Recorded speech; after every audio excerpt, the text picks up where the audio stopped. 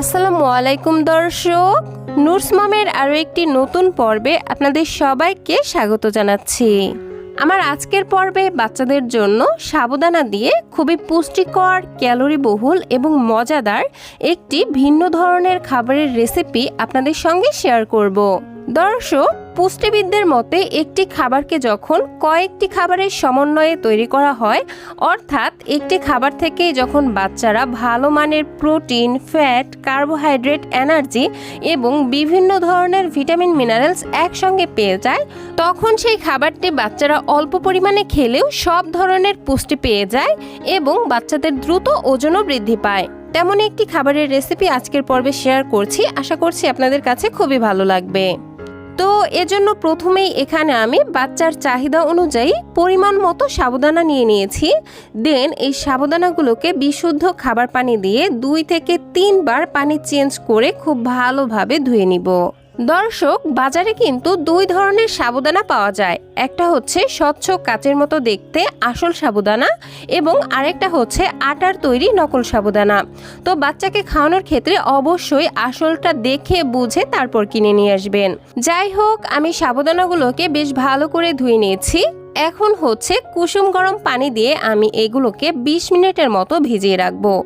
এতে করে সাবুদানাগুলো বেশ অনেকটা ফুলে উঠবে এবং পারফেক্টভাবে সেদ্ধ হবে এবং রান্না করতেও সময় অনেকটা কম লাগবে।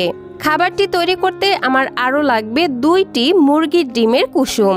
আপনারা চাইলে এখানে পুরো আস্ত একটি ডিমও নিতে পারেন। আমি যেহেতু শুধুমাত্র কুসুম নিয়েছি সেজন্য 2টি নিয়েছি। এবার একটি কাঁটা চামচের সাহায্যে কুসুম 2টিকে খুব ভালোভাবে ফেটিয়ে নিচ্ছি। খাবারটিকে মিষ্টি করার জন্য নিয়ে নিচ্ছি 1 চা চামচ পরিমাণ লাল চিনি।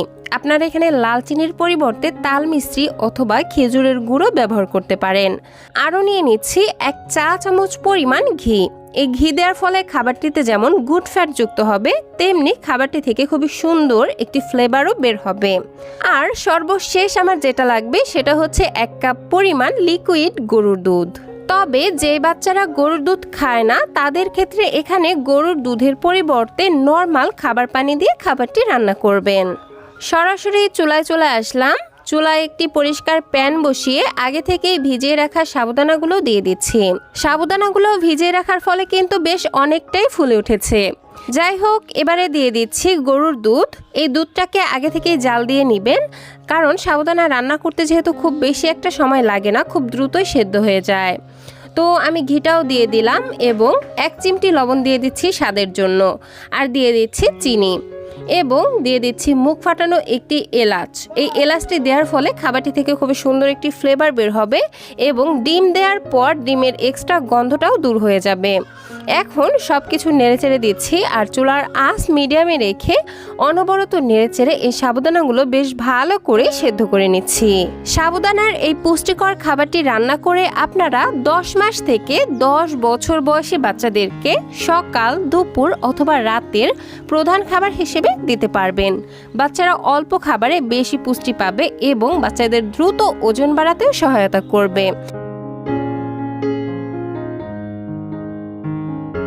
বেশ কিছুক্ষণ রান্না করার পর দেখবেন সাবুদানাগুলো ঠিক এইরকম খুব ভালোভাবে সেদ্ধ হয়ে আসছে আর দুধের পরিমাণটাও অনেকটা কমে এসেছে।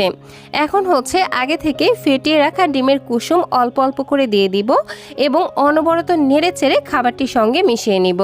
এই পর্যায়ে চুলার আঁচ একদম কমিয়ে রেখে ডিমটা মেশাতে হবে, কারণ চুলার আঁচ বাড়িয়ে যদি আপনি ডিমটা দেন তাহলে ডিমের বড় বড় দলা পেকে যাবে, যেটা ছোট বাচ্চাদের গিলতে অসুবিধা হবে। দর্শক, এই খাবারটিকে এক কথায় বলা যেতে পারে ডিম, সাবুদানা এবং দুধের সংমিশ্রণে পুষ্টির একটি প্যাকেজ, যেটা বাচ্চারা অল্প খেলেও সব ধরনের পুষ্টি একসঙ্গে পেয়ে যাবে এবং বাচ্চাদের দ্রুত ওজন, উচ্চতা এবং স্মৃতিশক্তি বাড়াতেও সহায়তা করবে। আর এই খাবারটি খেতে এতটাই টেস্টি হয় যে বাচ্চারা একবার খেলে বারবার খেতে চাইবে। যাই হোক দর্শক, আমি ডিম দেওয়ার পর খাবারটিকে আর মোটামুটি 2 মিনিটের মতো রান্না করে নিয়েছি। আর এই তো আমি ঠিক এরকম ঘনত্বে রেখে চুলা থেকে নামিয়ে নিচ্ছি। আপনি আপনার বাচ্চাকে যেমন ঘন বা পাতলা খাবার খাওয়ান, খাবারটিকে ঠিক সেরকম অবস্থায় রেখে চুলা থেকে নামিয়ে নেবেন। এই তো দর্শক, তৈরি হয়ে গেল বাচ্চাদের জন্য ভীষণই ক্যালোরিবহুল এবং পুষ্টিকর, একই সাথে ভীষণ মজাদার সাবুদানার একটি খাবারের রেসিপি। তো দর্শক, এই ছিল আমার আজকের আয়োজন। ভিডিওটি ভালো লাগলে প্লিজ একটি লাইক দিবেন এবং কোনো ধরনের প্রশ্ন থাকলে অবশ্যই কমেন্টে জানাবেন। আমি ইনশাল্লাহ রিপ্লাই দেওয়ার চেষ্টা করব। আর বাচ্চাদের জন্য এরকম আরও সহজ এবং পুষ্টিকর খাবারের রেসিপি পেতে প্লিজ আমার চ্যানেলটিকে সাবস্ক্রাইব করে পাশের ঘন্টাটি বাজিয়ে অলে সেট করে রাখবেন পরবর্তী ভিডিওর নোটিফিকেশন সবার আগে পাওয়ার জন্য। আজকের মতো বিদায় নিচ্ছি। আল্লাহ হাফেজ। আসসালামু আলাইকুম।